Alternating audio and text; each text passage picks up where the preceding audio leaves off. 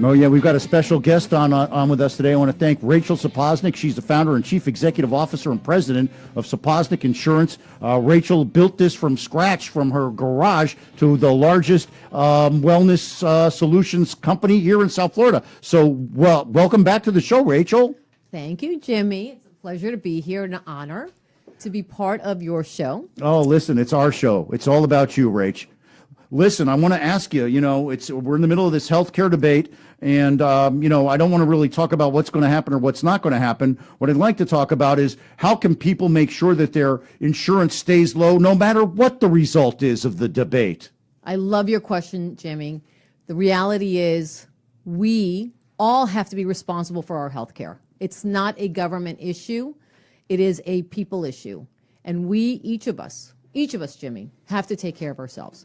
The obesity rate in our society is incredible. Did you know that in Dade County public schools, 30% of our kids are borderline diabetic or diabetic?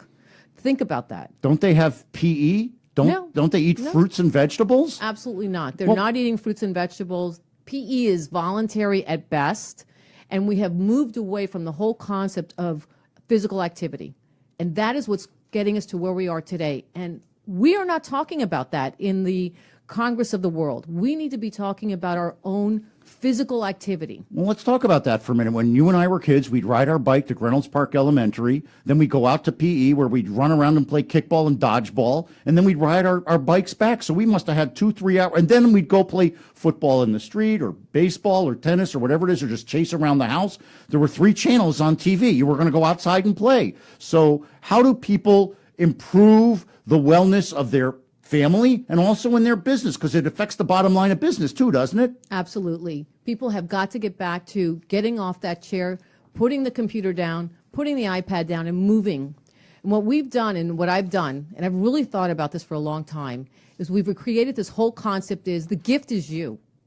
You are the gift to your family. And as you know, anyone that has a family member that's sick or has medical issues, it is difficult.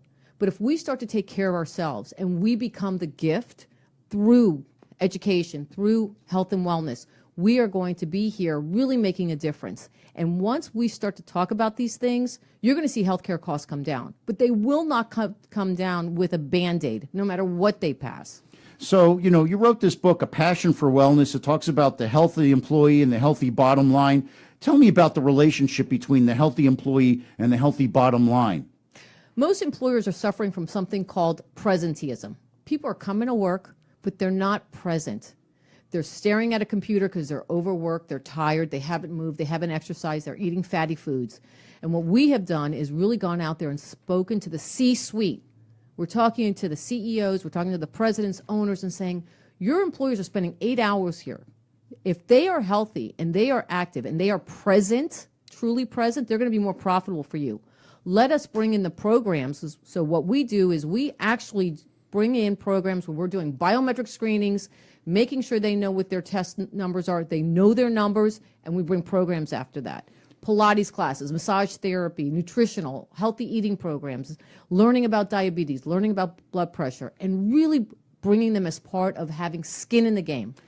Well, in the 80s, that would mean that you were making the company soft. To me, today, it sounds like you're creating a company that many of the people under 40 would want to work at. To keep and retain these people, it's expensive to hire somebody. It's more expensive to have absenteeism. So how do people find out about your programs? What are some of your programs that you do?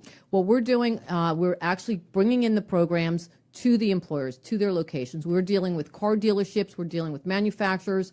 Car dealerships predominantly, we're right now have 11 of the top 25 car dealerships that are under our programs because they understand these guys are out there, they want to make a sale. But while they're out there, we're making sure that our nurses are out there watching them. We're making sure that our physical activity is out there with them so that they can be the best employees for the car dealerships. Well, the car dealerships, they sit in the office, they drink coffee until somebody comes in or they're pounding the phones all day. Then they go out and they walk up and down on the blacktop. So I've got to believe that they think they're getting exercise, but maybe they're not. They're really not. And the sad part is many of them don't even know that they have high blood pressure, that they're a heart attack waiting to happen, a stroke waiting to happen. When our nurses come in and show them their test numbers, all of a sudden they start to lose weight, They become much more conscious about their numbers. And now they're taking pennies on the dollar medication as opposed to going into the emergency room or having a surgery done. And I'll bet that, so then if you're doing this over time, do you present them with sort of like a graph that shows their progress so that they can feel personally rewarded? Absolutely. So we're doing these things year over year. Each year we're coming in there, showing them their numbers, and we're showing them how they're progressing over time. And what we're finding is that more and more of employers are looking at this as not only employee retention, but also for the millennials. The millennials love working for a company that cares about them, not only from a productivity standpoint, but truly cares about their work-life balance. Well, that's one of the most important things in today's world is work-life balance. I know one of the young people that I mentor just left on a 5-month trip around the country just to get his, I think just experience it. And I think that, in the 80s, that would have been looked as crazy. Now I think every single person I know is just not even jealous, but thinks that that's the right approach. So what would you do, for instance, for a manufacturing company? What we'll do for a manufacturing company is we go in there and we really do an assessment. And we show the manufacturers that their employees are not going to the doctors. Why? Because they save their sick days. Most people have 6 sick days. They don't have time to use those days on themselves. They save it for their children. And Jimmy, we live in the sandwich generation. So they're using their sick days for their parents because most of them are taking care of their parents and their children. So they're walking around with high blood pressure, cholesterol issues, and they didn't even know it. When we bring our team in, we're able to show them where they stand in the numbers and then give them solutions of how to work to get healthier. We don't just want to tell them what's wrong. We want to help them get better. So it sounds to me like the reward system is just not rewarding the right kinds of things, and that there maybe needs to be a little bit more flexibility on what type of time off somebody can have, or maybe have a facility in the larger firms that helps facilitate this on site. What about that? Well, that's a fantastic statement, and we are working with the local hospital right now for something called pop-up clinics. The pop-up clinics will come into the location once a week, once a month, once a quarter, as frequent as the employer wants, and they will stay there all day with the doctors so that we can bring the employees through to make sure that their diabetes is under check, to make sure their blood pressure is under check. So we are bringing the medical facilities to the employer so that the employees are, in fact, getting help. What a great idea. I don't understand why every company doesn't have a wellness consultant like yourself to help them become, I'll use the big P word, profitable, more profitable. Businesses are still about the bottom line, but sometimes you need to have I'm going to use a big word, holistic approach to emphasize a good, solid bottom line. What's your prescription for a holistic approach at a business? Well, that was one of the reasons why I wrote the book, A Passion for Wellness. Healthy employees, healthy bottom line.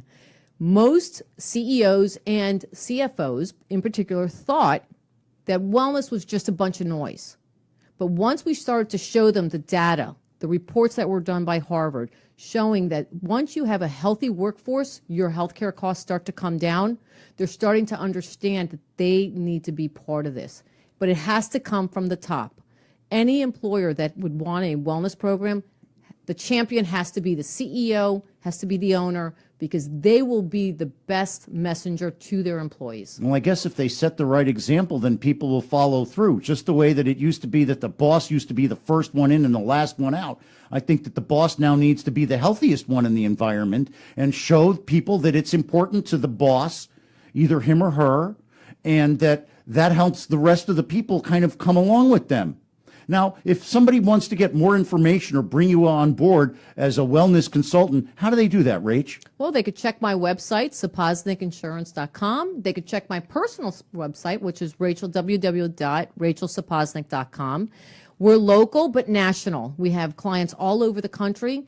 We have been celebrating now my 30th year. Believe it or not, Jimmy. Not bad, huh? Do you think I need any Botox? We'll ask Marty. I don't think so. We're going to have to talk to Marty later about the Botox. My wife is outside, all right? Well, I say you're still a beautiful, sexy woman, just like when we met in high school and junior high, and you were always Well, I can't say anymore. My wife is outside. But Rachel, listen, I want to thank you so much, and we have a lot more to cover. I hope you'll promise to come back real soon and give us some more feedback on the wellness program and how it's taking off and how other people can get involved. Again, if you could please give me the websites and places people should look, and I'm going to flash your book in front of the Facebook Live people again. So Sapoznik, www.sapoznik.com or www.rachelsapoznik.com. My old Check and us dear out. friend, my old and dear friend, Rachel Sapoznik, almost got me in trouble there. Rachel, we're going to go to break, so come around here, give me a hug, and we're got going it. to thank you so much.